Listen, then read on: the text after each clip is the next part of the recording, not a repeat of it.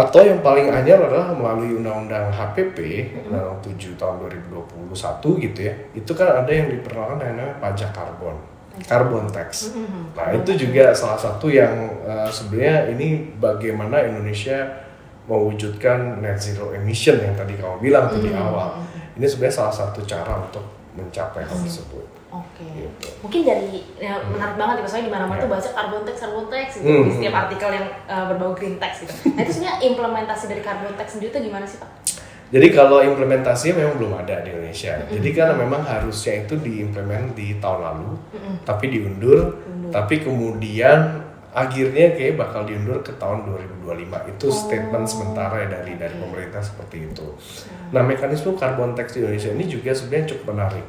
Jadi carbon tax di Indonesia itu mekanismenya adalah cap and tax.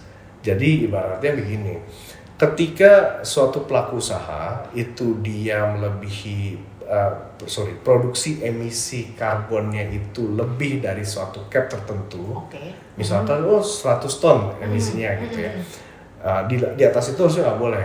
Nah di atas itu mulai dikenakan pajak. Jadi 0 sampai 100-nya itu free of tax seperti itu. Nah jadi memang harus jadi ini bukan kayak naik taksi bukan itu langsung ini ya artinya misalnya ini enggak, setelah kilometer berapa baru ada. Nah cap and tax ini juga nantinya butuh berarti ditentuin dulu dong capnya berapa.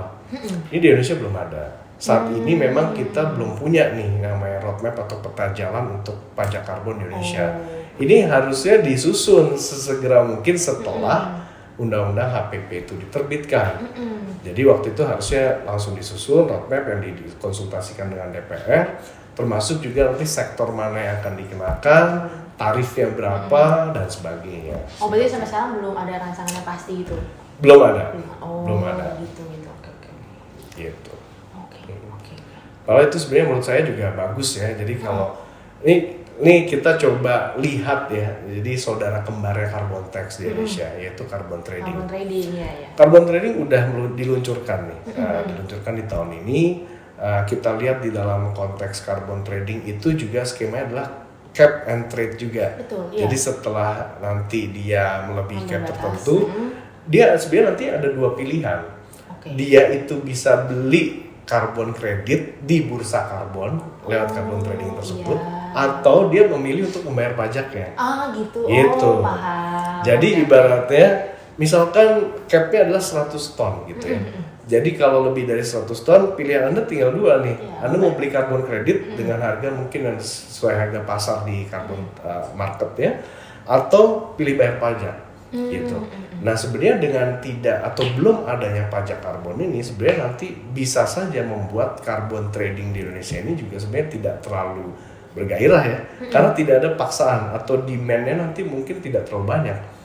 Karena kan akhirnya orang juga, saya nggak ada paksaan untuk bayar untuk beli karbon kredit seperti itu. Jadi berarti tadi 100 ton dia ternyata masih 50 aja.